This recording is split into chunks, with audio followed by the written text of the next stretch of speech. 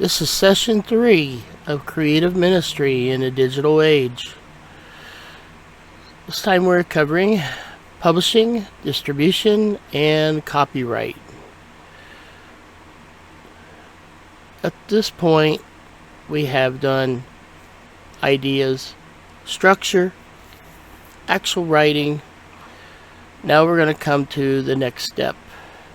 How do we share this with others?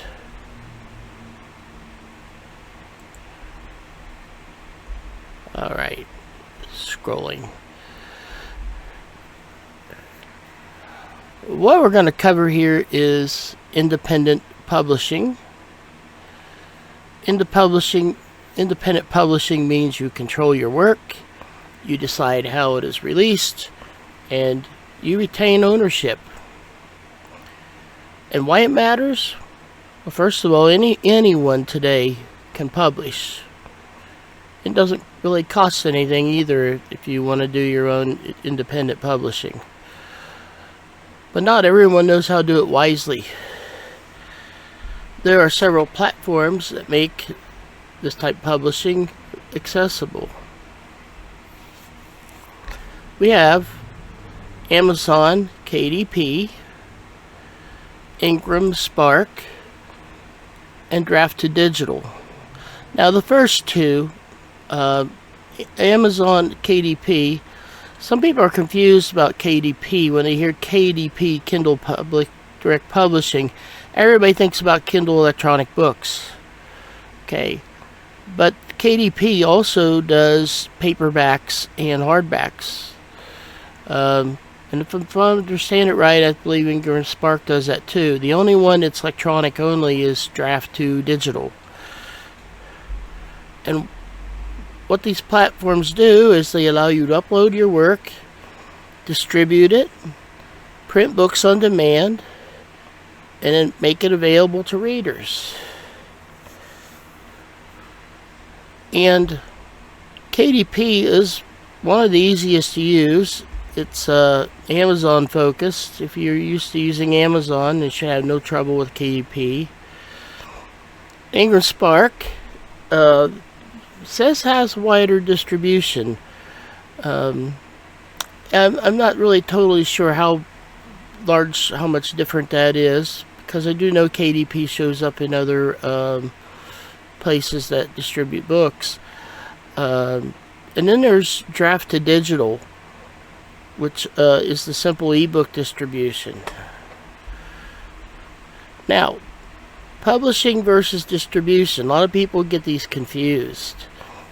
Okay, publishing is preparing the work to be distributed, meaning that you have to arrange your text into something that looks like a book. And we'll talk about that as we get forward into this. Distribution is actually getting it into stores or websites, places. So for example, I use Amazon KDP. That is my distributor. Okay, I am the publisher. Okay, and formatting basics. Before publishing, your manuscript has to be formatted. So what does that mean? It means organizing text, setting margins, choosing fonts and spacing, and whether you have an ebook or an actual printed book, you either have the ebook has a flexible layout and it adjusts to the screen, whereas your printed book has a fixed layout, must be exact. The key insight is that formatting turns your writing into a readable book. So the book layout is divided into 3 parts. We have, there it is. Alright, title, pages, copyright. This is in the front matter. Of the 3 parts, front matter is the first. Title, pages, copyright, table of contents, and introduction.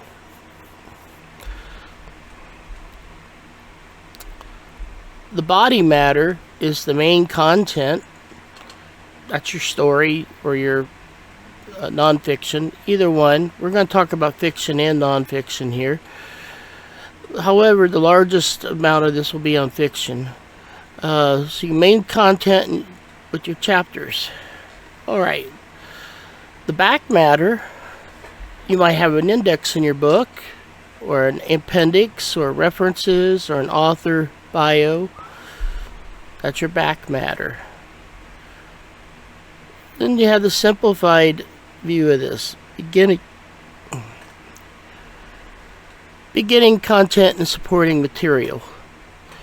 Creating books with AI. The cover is one of the things people see. You can use AI to help develop a cover for your book, or you can have it drawn artistically by hand. There are certain things that you will need to do in order to make sure that's correct. You want to have good enough dots per inch, and you want to have a good enough number of pixels to cover a book. Your dots per inch, so if you have let's bring up Excel for a minute.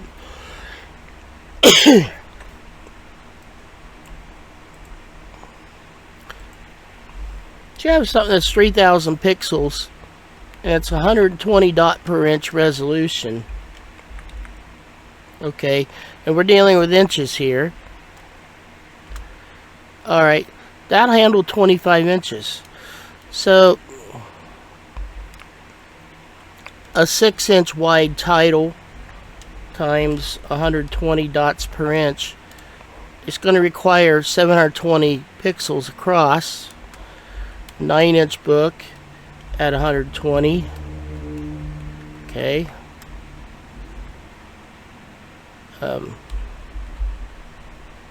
Yeah. So we'll just copy this, carry this down. That'll be 1080 pixels. So that would be your pixel count for a 6x9 or a 9x6, depending on your direction. And let's pull that out. Right. So now you know how to calculate that. Okay, so we have the full wrap, as they call it. Book covers, back cover, spine, and front cover, if you have a cover for a book.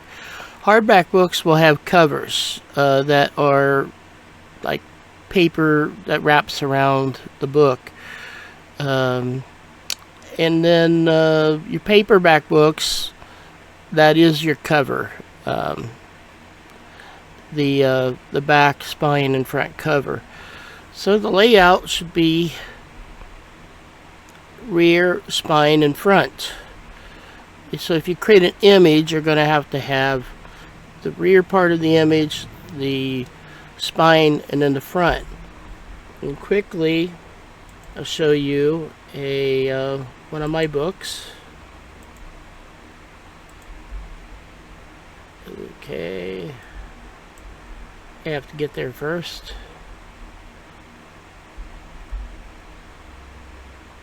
Navigate.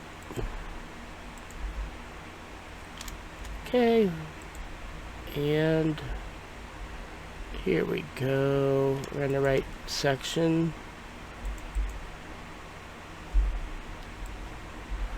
There's one of my books here. So this story is called The Stone in the River. And what you see here on the left is a person who is the leader of a country who was injured in a crash, and her best friend, who is a senator, which is on the right, is temporarily taking her office, and she's putting her hand in the water is part of their way of taking an oath by placing her hand on the seal, which is under the water. And to understand why they do that, you would have to read the series. Okay, going onwards. So the way I did that with the artwork is I actually had AI generate the left and right images independently, and then I just explained to it that I wanted to make this a book cover, and the order that I mentioned here: back cover, spine, front cover, rear, spine, front. I asked it to put it in that order in accordance to a 6-inch wide by 9-inch tall book, 6 by 9. So you can create one image, or you can create multiple sections. You can create one image that wraps around to the front, spine, and rear all the way around. Just it's nice to put your main stuff of your picture in on the front page, because that's what everybody looks at. The spine depends on your page count, and the previous course we mentioned how to calculate that, and if you're using AI, it'll calculate that stuff for you as long as you tell it how many pages you have. If you're doing music and album covers, you get this 3000 by 3000 pixels is the industry standard. And for covers for electronic books are very similar to printed books, so you can't really skimp on that. Okay. It's required by platforms and ensures quality. You don't want to have a image that looks like something printed in 1980s. Okay, here we go. Tools.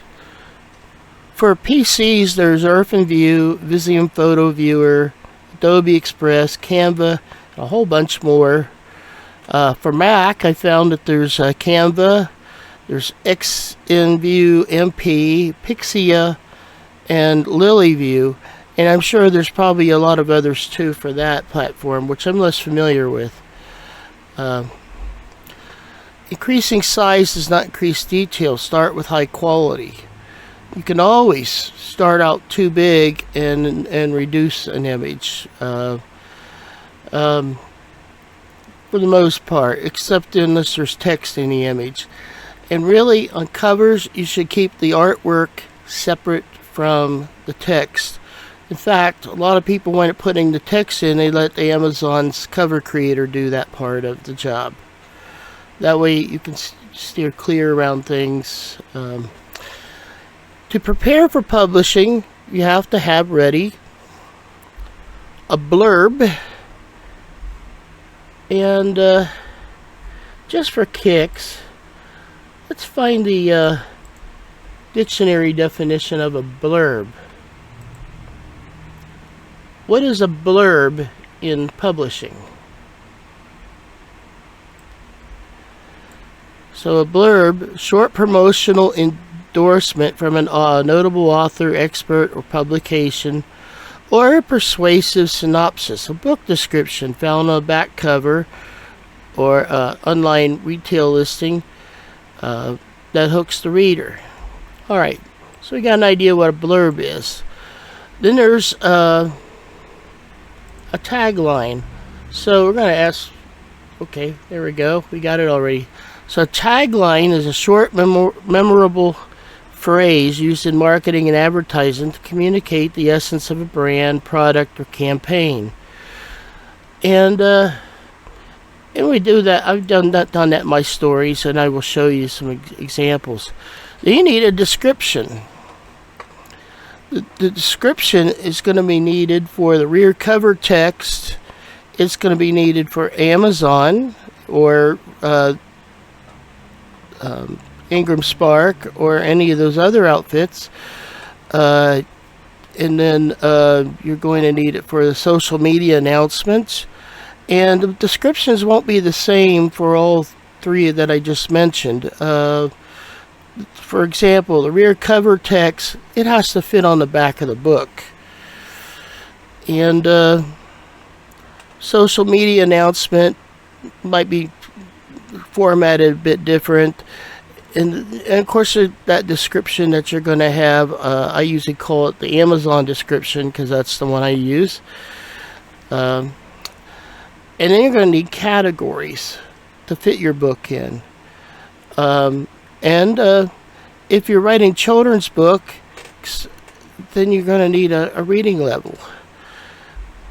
And then the author bio. Okay. Author bios are a lot of times on the front page, on the rear page of the book, and they're usually brief, because if you make it too wordy, it's going to be extremely tiny print. But there's no law that says it has to be on the back page. In fact, some people put their bios in the back, and in that case, you can have fun making it as long as you like. Although, don't bore the people. Okay.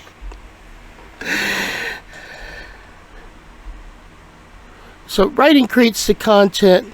These elements help people find it. Let's talk about copyright. So, a lot of people don't understand what copyright is. Copyright is legal ownership of what you create. Now, in the United States, the copyright is your right. It is the moment you create something, it's yours. You have a copyright, and yes, you can put that little C symbol on there, either C with parentheses or the actual numeric code that produces the C with the full circle around it. And that C should have the year, and then it should have your name, and or the name of your organization if you want to do it that way. So, since copyright is automatically yours, you might wonder, why does everybody have to file something when they produce a book? Well, that's called copyright registration. And registration gives you the ability to defend your work legally. It's kind of like, I don't know if you've probably heard this about patents. Same thing. Patent does not protect your work. You can go out and buy a patent through the government, and you have the patent. That doesn't stop Joe Schmo from stealing your idea and start making it himself. However, that you have a U.S. patent and you produce that on there, then he has to look at that and think, oh, this work's got a patent on it, so if I steal it, I could get sued. And so that is what the copyright and the patent, they really both do for you, is they give you the right to defend your work. Okay. And there's a reversal on that too. If you don't get a copyright on your work, then somebody else could copy your work, publish it somewhere that's got bigger exposure, and then claim that that's been theirs all along and you stole it from them. And then they could even turn around and sue the actual author. Yeah, there are some wicked people in this world that might do something like that.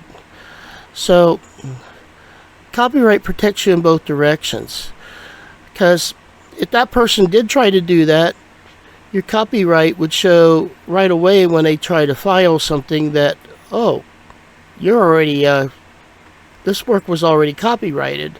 Then he would be in a big bunch of trouble. So, anyway, so it doesn't stop somebody from copying. It just gives you a leg to stand on. And www.copyright.gov is the site to go to for the United States.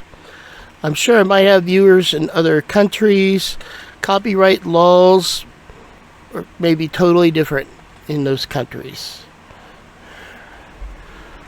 Types of copyright are literary works, performing arts, visual arts, motion pictures, photographs, digital content. And the costs here mentioned are $45 single author, $65 for standard, $125 paper filing, and then there are additional fees like expediting $800, group copyright $85, corrections $100 to $130. Now, you copyright your work, you can still go out and start publishing it. Okay? Just like a patent pending, you can have a copyright pending. Don't write copyright pending on your stuff. But the reason why people do that is because the copyright and patenting system works at a snail's pace. You know, you might wait 6 months to a year before you even see any kind of paperwork. You may have noticed paper filing was $125. They really like you to do this stuff online now. That is just the way they do things. So you're paying for the legal record, not for the copyright itself, because once again, the copyright is what you already have. The copyright registration is what you purchase. Watch out for scams. People who want to pay high fees to publish a book, which is really not that hard. Where you might want to put some money into something is if you decide not to use AI for graphics and you want to have somebody do the artwork and you want to pay someone to do that. That'll be whatever the price of that type of stuff is nowadays, and it could be in the hundreds of dollars, maybe in thousands, depending on the kind of artwork, especially if it's business related. And these places are prone to pressure tactics, vague promises. They'll promise to get your book into thousands of places, and then you wind up not having anything better than the guy who did it by themselves. It's because distributing your book every place is easy. Getting people to buy it, getting them to see it, that's the hard part. And somebody wants to charge hundreds of dollars to register copyright, forget it. Don't do it. You can either do it yourself or find somebody that'll do it for cheaper if you want somebody to do it for you. But you are to retain the ownership of your work. Don't give your work away to someone else. Publishing is not the end. A lot of people wish it would be, but there's people out there that need to find your work, as I said earlier. There are book clubs, local groups, online communities. It just requires a lot of searching. You can also ask Google about finding book clubs to promote your work. And if you tell what kind of work your book is, it'll help direct you in the right orientation for that. The approach, you gotta build relationships. You can't just, it's more than just promoting. Create yourself a Facebook page for your book. It's not your own Facebook page. Create a professional Facebook page. And you might not just make it for your book. You might want to make it for your business end of your work. You can have either your name as a publisher, or in my case, I used Locks and Fry Bread Music and Publications, because I do both, and so I have a Facebook page for that now. Originally, I started out with SS Starship Scavenger, had a website and a page and stuff on Facebook, but then I started doing other books too, and Hindsight is, it would have been cleaner if I had started with a page for the business itself. But you know, things don't always come in order. As they say, hindsight is not 20/20. Facebook page, share updates, excerpts, announcements. I do a series of books on SS Scavenger, Projan Universe, and one of the things I do there is I will create shorts, little short stories, put them on Facebook. You can also do that with videos too. You can have a little a video that has stills and text for your books. You can also do book reviews on YouTube. Lots of ways to get it out there. Publishing is not a one-time event, it's ongoing. If you're creating nonfiction works, you're probably more likely to be doing revisions, revise content, fix errors, improve later. But if you have not, that's for nonfiction, I'm sorry. But if you're also doing fiction books, this may also be true. You may find some mistakes later on. To tell you, no matter how much somebody proofreads something, there's always something that gets by. And people may point it out to you, or you may discover it yourself. And how does that work? You can't go to your website, upload a new copy of your book, and you're done. It doesn't work that way.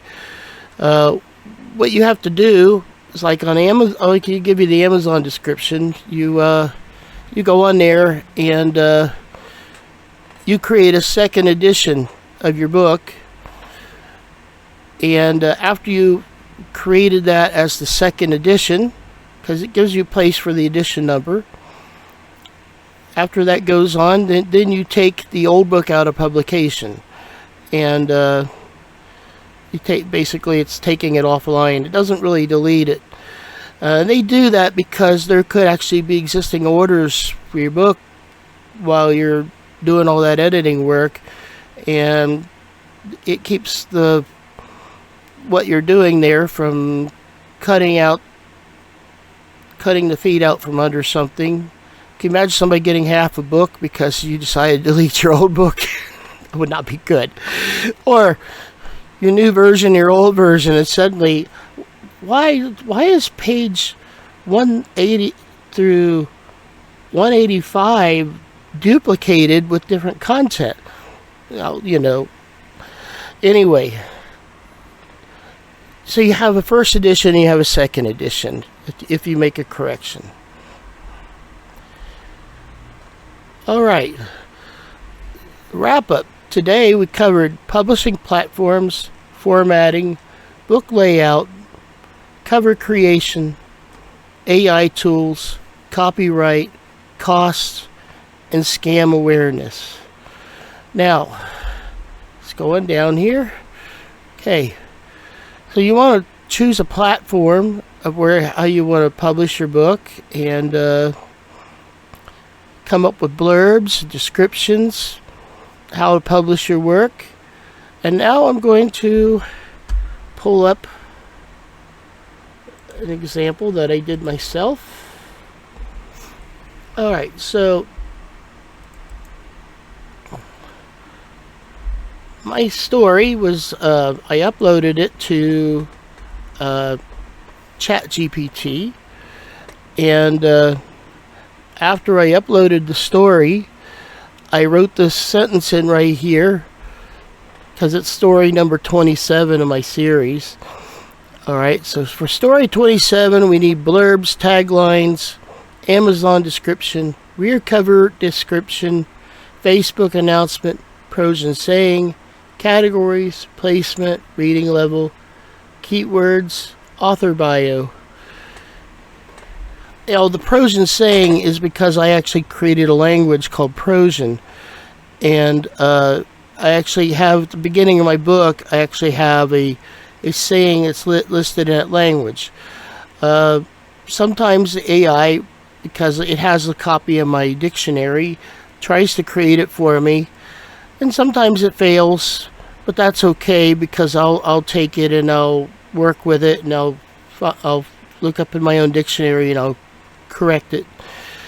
And so here's what was generated.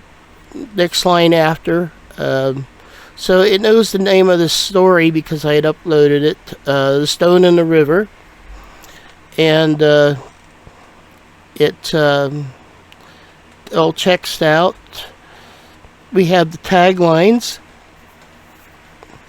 Taglines, I actually like to put these on the opening page after you have the main title.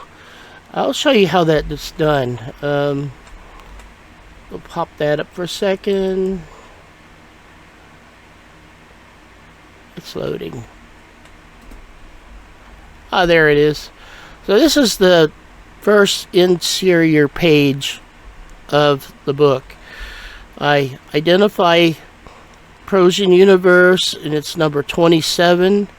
And then I had the Stone in the River, the main title, the rest of the title. These two together, Prosian Universe and the Stone in the River, are actually the title of the book. And then I have Prosian Universe series and a copyright message. If I showed this in print style,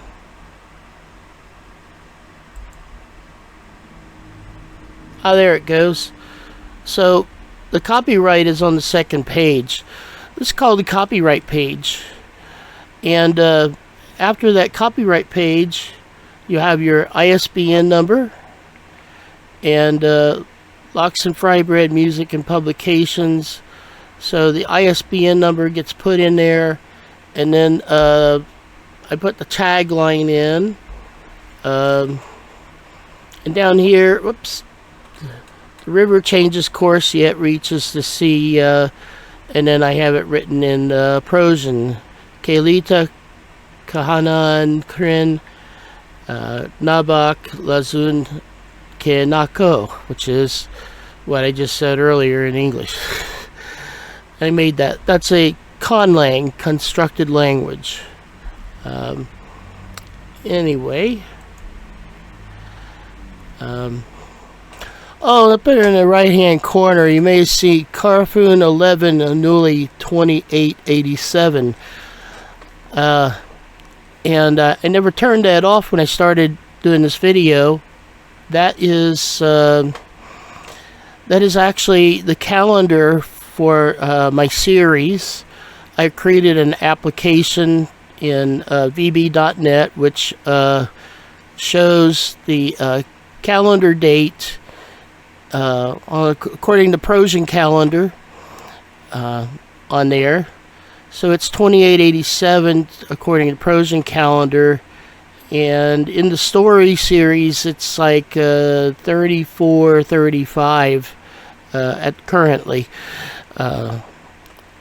and so it's in the future, but it gives me some idea like where we are, and if I write a story about present time, then I would know what time present time is according to my little calendar. Anyway, getting off the subject, and I do that a lot. A short blurb. We talked about what blurbs are, and there's different sentences for each one of these blurbs, and we can use this someplace to describe the story. We have the Amazon description, and this is what actually goes on your Amazon page if somebody goes to buy your book. You got your page, you got a picture of your front cover. It's going to have your description, and there's a little button that says add to cart, And a lot of times there's usually some kind of little viewer thing that allows you to look at a few pages without reading the whole book. So you can review that. And this would be put into Amazon when you're going online. Then you have the rear cover description. This is going on the back of the book. And when you're in like Amazon or Ingram Sparks, when they're in a cover creator program, you would have to copy paste this text into that section. Facebook announcement is where you would put information on Facebook about your new release. And like I said, you should do a professional page of your own. Anybody can do that. Get past the pros and saying, I already described that in detail. There's categories. Yeah, categories here. You're going to have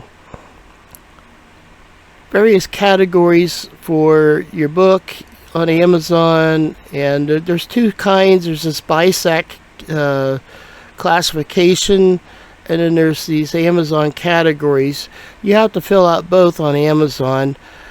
And then, in my case, the placement in the series, it's just reminding me where it goes, and I already know that because I keep track of that in my computer on my folders.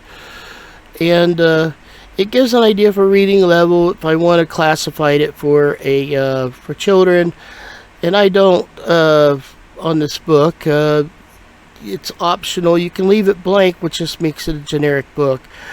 If you classify it with an age range, Amazon sometimes makes it more a children's book or something, and maybe you don't want just children reading your book, so consider that. And then there's the keywords. Keywords are for internet searches.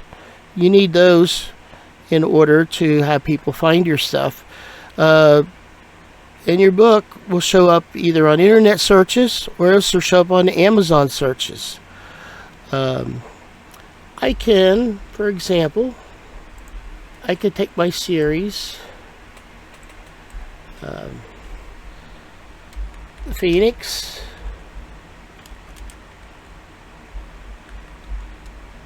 from the Scrapyard. It was one of my first books.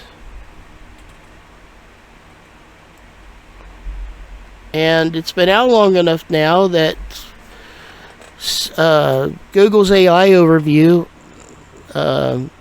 knows that it's from me. It's my book. Indie means independent. Indie science fiction novella written by Daniel Bingaman. A novella is a book that has 20 to 35,000 words. Anything above that is considered a novel. And by the way, these classifications are kind of gray. You can have a 40,000 word novella, or it can be called a novel. There's a gray area. A novella usually doesn't dip below 20,000 words, but if you're like 19,800 something, it's a novella. Then there is novelettes and short stories, and there's a whole bunch of different classifications for smaller works. When you're publishing, it's good to know what kind of works you have. As I look here, there's SS Scavenger DX1017. There's the title. If I put that full title in and get rid of that,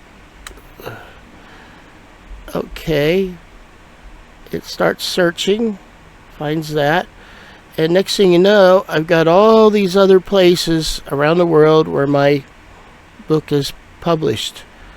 And there's going to be a few places where Transformers, you have this thing called Scavenger, which gets mixed in with it too sometimes, but for some reason. Anyway, yep, there's Taiwan. .nu, I'm not sure where that is. Is that Netherlands maybe? Kind of looks that way. There's Canada. Alright, enough of that. Alright, so those are your choices for your keywords, and you can pick those out what you like. And what you think will help people find. After all, you're thinking about what the user would do to search for your book or books like your book.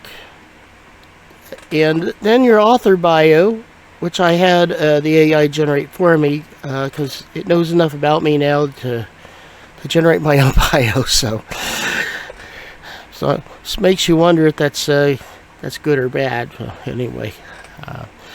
But it is what it is. Now, let's talk about going on Amazon. I'm going to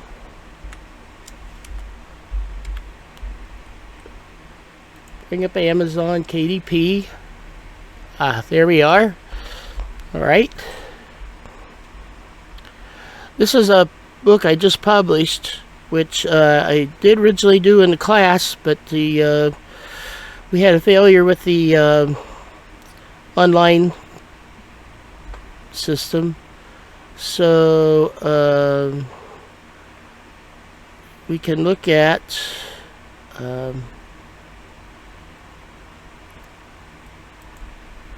the book here.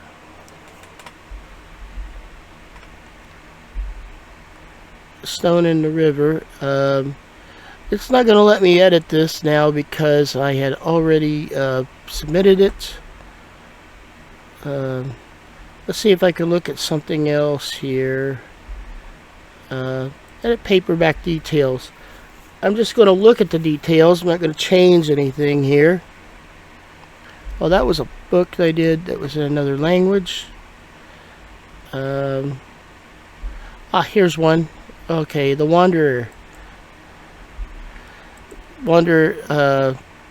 Stragofog. It's a person who has certain special senses. So, in the paperback details, I had to choose language, and then put the title in. In this case, I had the title of the series, and then I had a subtitle. And a lot of times I put everything in the main book title for searchability, but in this case it was so large that I decided to do it otherwise. It was the name of my series, Prose and Universe, the book number. It's listed as edition number 1. So if I had to change this, I could make edition 2, and then I could retire the old edition. And then my name is in there as primary author, and then the description's put in place. And check I own the copyright. No sexually explicit material. Primary marketplace is Amazon. And then I went into edit categories and I selected these 3 under science fiction. Book is not a low content book, and this is low content books have different ISBN numbers, and their distribution options are different. Okay. Then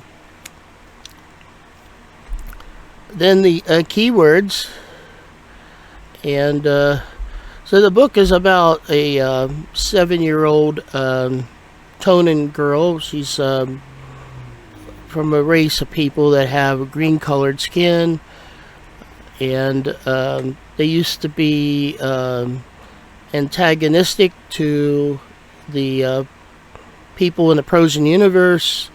But then there was a war, and the peace was signed. And anyway, she is a hybrid child. She has human and Tonin blood. And anyway, it's an interesting story. And then once we did that, we did the preview, which would have been here where publication date now shows. And then I would save the draft, and I would click continue to go to the next section. The next section is paperback content, so I'm going to continue without saving because I don't want to change anything. And here I clicked the assign ISBN, and it gave me a number to put in the book. Okay, and then I chose the paper. Typically fiction is black and white interior, cream paper, and another respected author told me about that. And then I chose the trim size of my book as a 6x9. When I formatted my book, I put in that 6x9, which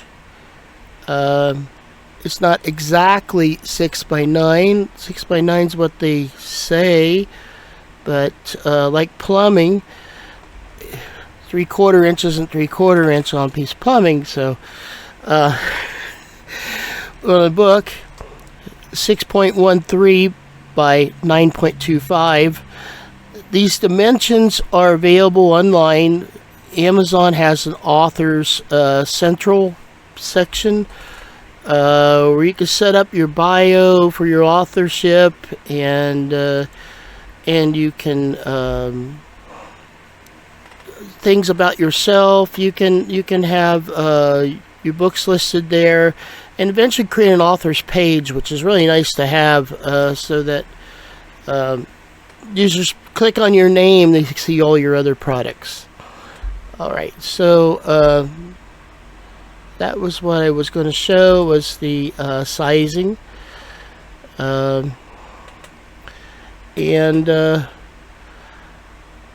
let's get back to Amazon. There's bleed and no bleed. Now I usually choose no bleed. I get exact sizes from ChatGPT of my 6x9 length.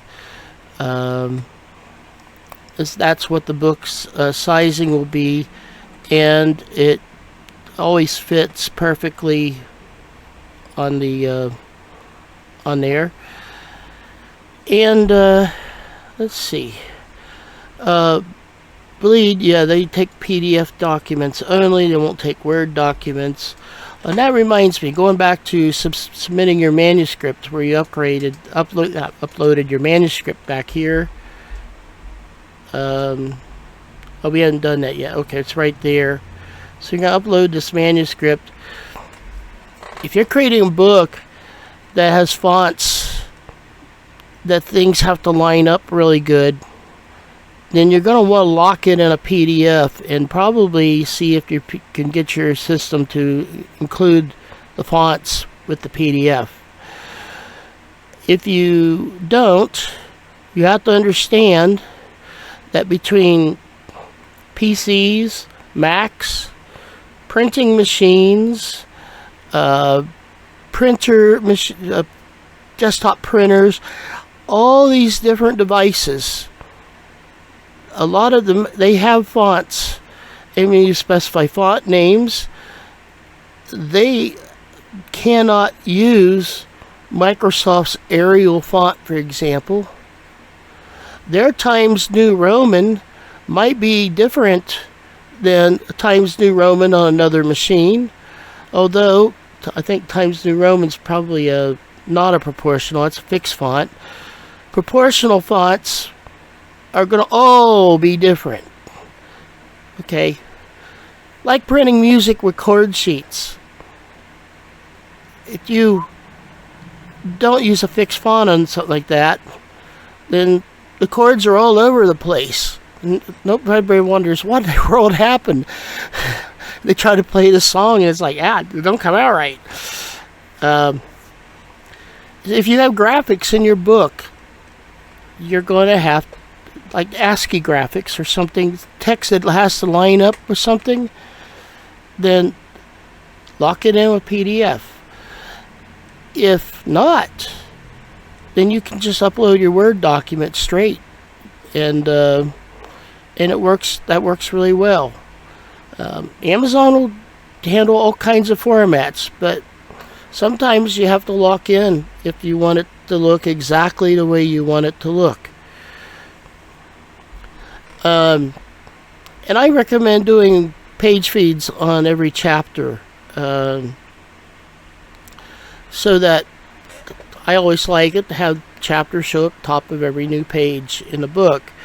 And see a chapter right in the middle that doesn't work well for me. I don't like that. That's my preference. Going back down, we talked about uploading manuscript. There's Cover Creator. So you're going to go into Cover Creator, and can we go in here? Let's see if it'll let me go in. Alright. Dismiss. So this is the Cover Creator program. I was able to supply my picture, which has on the left it has the rear page, on the middle it has the spine, based on the actually this one didn't actually have a spine, it just has two images, and that's why you see this light and dark down the middle. And then to that image I put my publishing stamp on the binding here, and then on the right here I have another image they put on the front. For your information, the print is in a tone and language, which is just something that we came up with to make it look alien. It's really a bunch of gibberish, but it has some repetition to it that kind of represents characters, and it's what it's supposed to say from right to left. It's supposed to say Strugglefog, which is the tone and word for listener. And and the child in the picture on the left, that is the listener. She has a gift, being able to hear, see, and sense things. It's not supernatural exactly. It's just enhanced gift that came naturally for her. So with this, I was able to, it will put your title in for you that you supplied, your subtitle, your name, and then up here you got the title again and the name, and you can adjust the font sizes of these. So I could have made this font different. I worked it out to where I wanted to have the pendant mostly show in the clear open area. We have the hard to read author bio text, which once it's printed it shows up a bit better, and I had turned on shadow so it would show up better, because there's white mixed in with the sky picture, and down here it's a different shade of white to show the text on here. And when you're done, you can preview and accept this, which I can't do that because it's already published. So I'm going to go back. And so that would create your cover. Or you can have a cover totally professionally made in PDF ready format. If you do that, you have to calculate the binding size and all that. Leave some overlap so that because it's not going to be a perfect system, and you don't want any white on your edges of your book cover. And then whether you use the AI in your development. And in my case, some sections with extensive editing, meaning that I did a lot of my own editing and changes and supplied a lot of my own work. Where the images were very simple, asking for descriptions of an image, and it does that. And one more comment on my characters. So I have made images of my characters I keep on my hard drive, and whenever I want AI to put my character in a different position, I supply that image of that character, and then I have it produce that character. Might have different clothes on, might have in a different situation, they're doing something, but it gives me the full character, and makes the character repeatable in a series. This is science fiction I'm doing, and in science fiction, these crazy little details matters. You can't have your character looking like a different person in every book. So, then you launch the previewer, and the previewer allows you to look at your book. So, now saving might generate an error because I'm not supposed to be able to save the changes to this. Here we go. So there's my book, and there's the so that's my book opened up with the rear cover and the front page and spine, and it put the mark down here. You always want to leave space for this, for the barcode, and open it up. There's my title page, there's my copyright page, and then my table of contents. And going on, let's jump forward to 360. And we got appendixes too in my stories.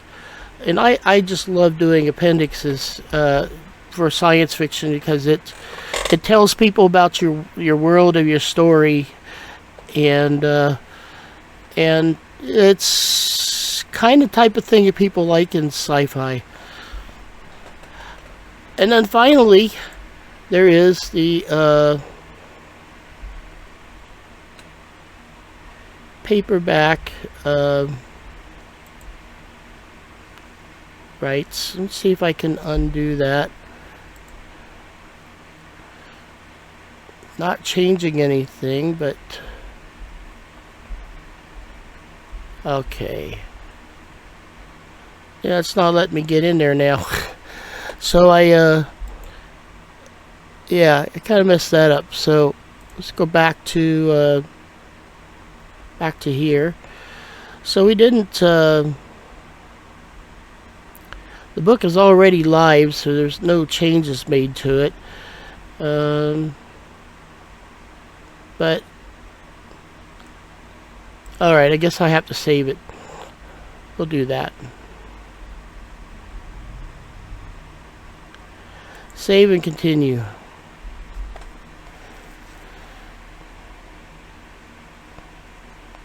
All right.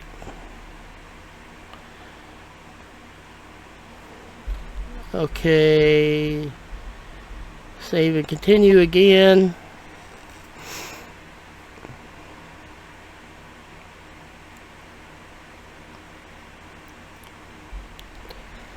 Territories, and there you can set the price of your book. It tells you how much you get back in royalties. And expanded distribution allows your book to go out to online retailers outside of Amazon. You don't make as much on there, but then again, your book gets greater exposure. It also can go to libraries and universities. They buy them at a discounted rate. So there you go. And at this point, the book can be published. So I guess we're going to republish the book. And so that it doesn't get messed up. So nothing was changed. And that's it. Book is published. Now it wants me to okay, it's not doing it. Okay, good. If this had not if I had not created a KDP Kindle version of the book, then it would ask me right here, but it's already done, so it's so I can just click done, and that's back. And let's see, that was number 25. Yeah, okay. So this concludes this session. I hope you got something useful out of it. Thank you.